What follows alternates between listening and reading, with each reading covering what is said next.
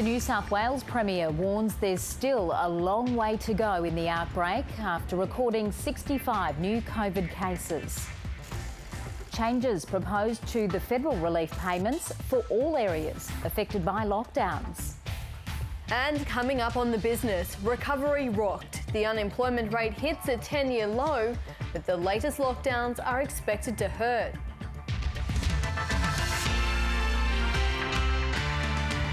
Hello and welcome to ABC News. I'm Kirsten Aiken. In just under 5 hours, 4 hours now, the whole state of Victoria will be back in lockdown for the next 5 days. The trigger point was the discovery that at least 3 people caught the virus at the footy at the MCG on Saturday. Late this afternoon, the Premier Daniel Andrews said there was no other choice, and in a veiled swipe at New South Wales, said now is not the time for dawdling. From midnight, Victorians will go into lockdown number 5 until 11:59 p.m. next Tuesday night. The state will revert to the same settings as last month's lockdown. It's expected schools will switch to remote learning from Monday. Regional areas not affected by the outbreak may get a reprieve, with the Premier promising to lift restrictions in those areas as soon as it is safe to do so. Here we go again. The Chief Health Officer and the Public Health team have recommended to me and my Cabinet colleagues that we lock Victoria down. The 5-kilometre radius is back, and there are only 5 reasons to leave your home as Victoria enters its 5th lockdown. These cases started in New South Wales, but I'm determined that they'll end here, because we will put this out with the help of every single Victorian. The rules are the same as last month's lockdown. Retail is closed and online learning is back. If you were authorised to work then, you will be authorised to work now. If you were closed then, you will be closed now. The strict measures enforced after transmission between strangers at the MCG. The fact of the matter is that it is moving so fast and it's so infectious. A man in his 60s who lives at the Ariel Apartments in Maribyrnong is believed to be the source of 3 other infections in the MCC members reserve at the Carlton-Geelong AFL match on Saturday night. They weren't sitting together.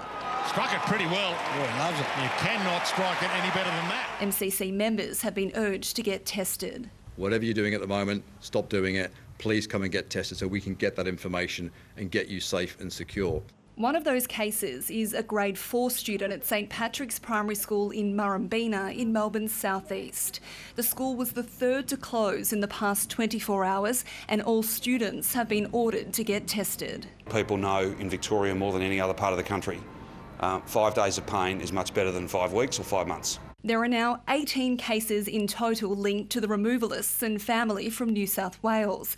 In the past 72 hours, contact tracers have identified more than 70 exposure sites, and 6,500 close contacts are in isolation. But as fast as they're moving, they're just keeping pace with this virus. They're not getting in front of it. And Victorians have responded quickly too, with huge lines at testing sites across the state. Victorian businesses again suffer at the hands of the virus being carried in from another state. The state opposition says lockdowns should be a last resort, and the government's pulled the trigger early.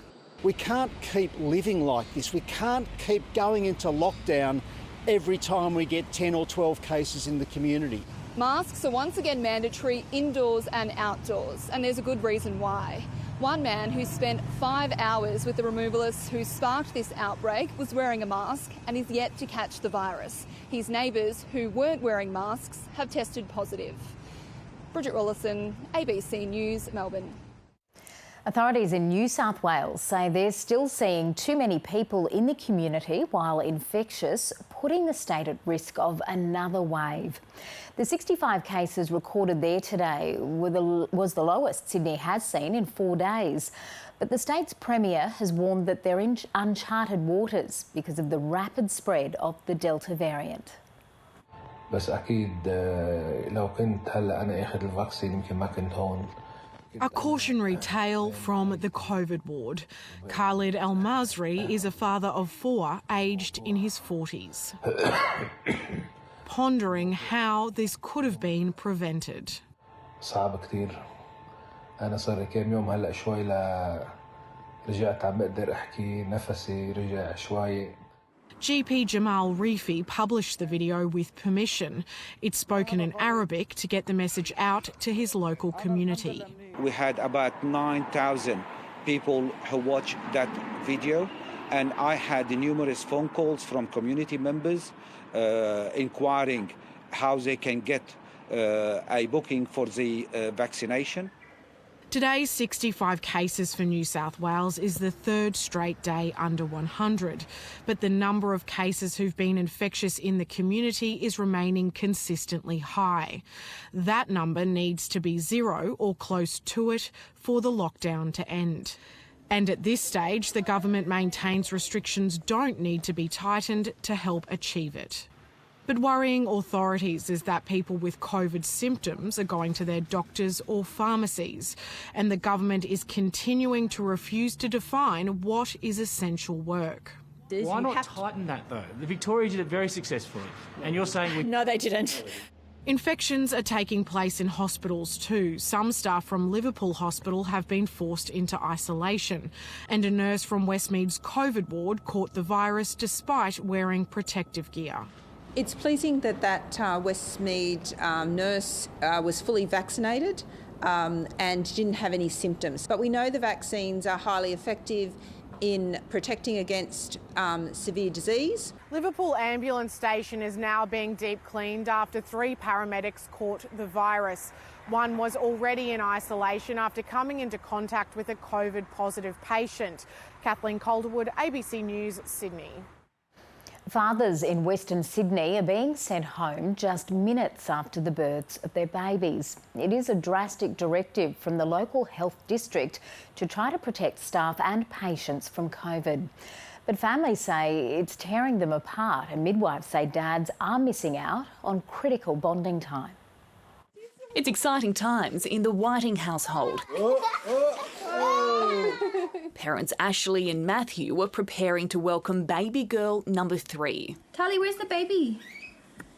In here? Yeah. Yeah, in Mummy's tummy. But this week they received some disturbing news. We were notified that post-delivery, my husband wouldn't be able to join me in the ward straight after, so that would mean that I would be kind of on my own. Ashley is giving birth at Blacktown Hospital, one of a number in Western Sydney not allowing support people into the postnatal ward. I was actually quite shocked that, you'd be sort of booted out like, not being able to spend those first precious moments with, a newborn child. Advocates within the Western Sydney Local Health District say it was a snap decision and the communication was bungled. It took 4 days for the message about no visitors to be translated into other languages. So there was a lot of confusion, and we had people showing up to hospital in labour, unable to communicate with the midwives on staff or their partners about why they weren't allowed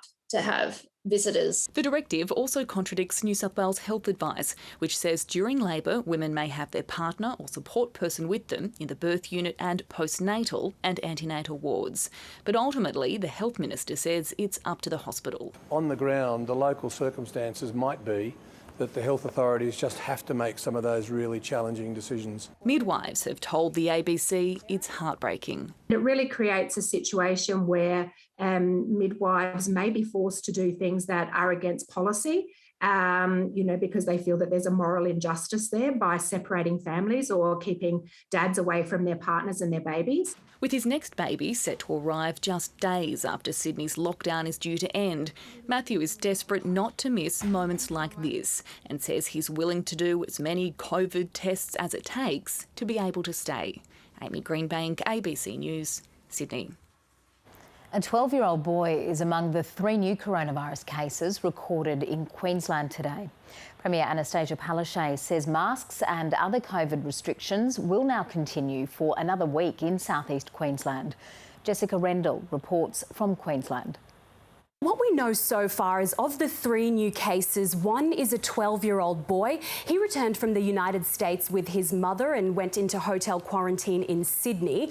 Now, he came to Queensland last Friday and has since passed the infection on to his father, who is the second case here. Now, his father does work on the Sunshine Coast, so as a result, there are some new exposure sites listed there. Authorities are really urging people to stay alert, to check those contact tracing lists and to get tested if they have any concerns or if they have been in those locations. Now, authorities aren't sure where he contracted the virus just yet. It's believed he could have contracted it in hotel quarantine in Sydney. Now, the third case is a worker at the Brisbane International Airport. She is vaccinated, but again, authorities aren't sure where she contracted the virus. And there is concern surrounding this case because she worked 3 shifts at the airport while infectious on Sunday, Monday and Tuesday. So our Chief Health Officer, Dr. Jeanette Young, is worried that she may have passed it on to her colleagues who then have gone out into the community in Brisbane. Now, there are new exposure sites linked to her. There is a Chemist Warehouse and a Woolworths at Annerley on Brisbane's south side,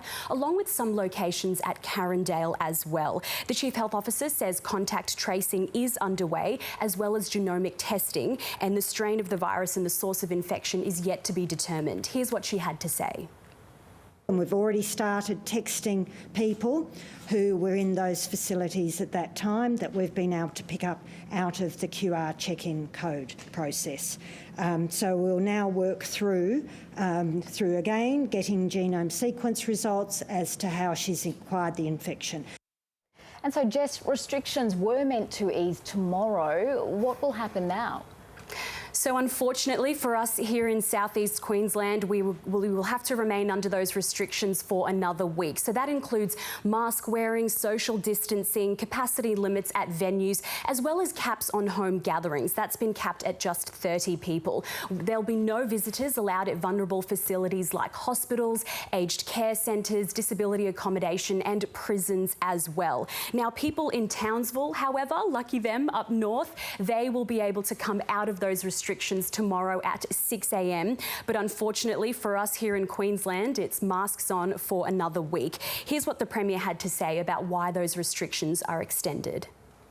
That is to avoid a lockdown. We just want to make sure we get on top of those cases and we want to make sure that we keep everybody safe. So another week of wearing masks, but it's the right thing to do. So another week of restrictions here. I know people were looking forward to taking those masks off tomorrow. Authorities are concerned about this as it could signal another outbreak for us. We've just overcome our last one less than a fortnight ago. And they're also urging any Queenslanders in Victoria or New South Wales to come home as soon as possible, as the borders could close at any minute with those unfolding outbreaks. Kirsten? South Australia is reimposing strict border rules with Victoria and tightening social restrictions across the state. Tests have provided some good news. There have been no cases recorded in Tailem Bend, and a possible case of local transmission at Adelaide's Stamford Hotel has been ruled out. But with Victoria heading into its 5th lockdown, a hard border is coming back at midnight. And South Australians will also have to grapple with measures like mask wearing and limits on venue numbers. With increasing case numbers around the country, SA has responded. We don't want lockdowns in South Australia, so we are taking some preemptive action. From midnight, private gatherings at homes or halls are capped at 150 people. Restaurants, pubs and clubs are reduced to 50% capacity. Singing, dancing and shisha are banned. Masks are required at theatres and other indoor venues when they get over 50% capacity. They're also needed in high-risk settings including aged care homes and personal care settings like hairdressers and beauty salons. If it comes to South Australia, it can move very quickly, and that's why we take this action. The border with Victoria will also be strengthened. From midnight, only SA residents or permitted travellers are allowed in. If they're coming from Greater Melbourne, Geelong or Bacchus Marsh, they'll need to do 2 weeks of home quarantine. Those returning from other areas will need to get tested on days 1, 5 and 13 and isolate until they return their first negative result. The 70-kilometre border bubble will be reinstated and the forecast changes for southeast Queensland will now not go ahead. The deteriorating situation around the country is a major wake-up call for South Australia. SA Health is working to get in touch with anyone who was at the OTR Motorsport Park in Tailem Bend on Friday the 9th of July between 7:20 and 8:15am after only 25 check-ins were made using the QR code. It is very concerning that we do not have a full picture in terms of who has checked into that location. The 3 removalists who stopped there didn't check in, causing concern amongst locals. I'm sure that the authorities will investigate that and they will determine what action to take when they need to take it. SA Health says there's 238 people in quarantine. They're the close and secondary contacts of the 3 Sydney removalists. So far, they've all tested negative. There's also 150 people in SA who have been to a Victorian exposure site, including 130 who were at the MCG. This is certainly a concern for us within SA Health. Almost 9,000 individuals have come over the border since July 3, so authorities have sent them a text to be on alert. In some good news, SA Health has confirmed the 2 positive cases from the same floor of the Stamford Hotel are not linked. One of those cases was an Alpha variant and the other was a Delta variant, so very clearly 2 separate genomics. There's 6 fewer active cases in SA after the Ryan family were cleared of COVID-19 from the Northern Territory mine outbreak. Adam, his wife Kristen and their 4 children under 10 today emerged from more than 2 weeks in isolation and treatment at a Medi hotel. We had Nintendos and Netflix and try to keep sane. We're happy to be out of here, that's for sure. A big walk is first on their agenda, but not before lots of cuddles with the family's pregnant dog. Stacey Lee, ABC News, Adelaide. With lockdowns continuing, the Prime Minister has once again increased the financial support being offered by the federal government. COVID disaster payments will be made even more accessible and paid earlier for any person locked down for more than a week and unable to work. Political editor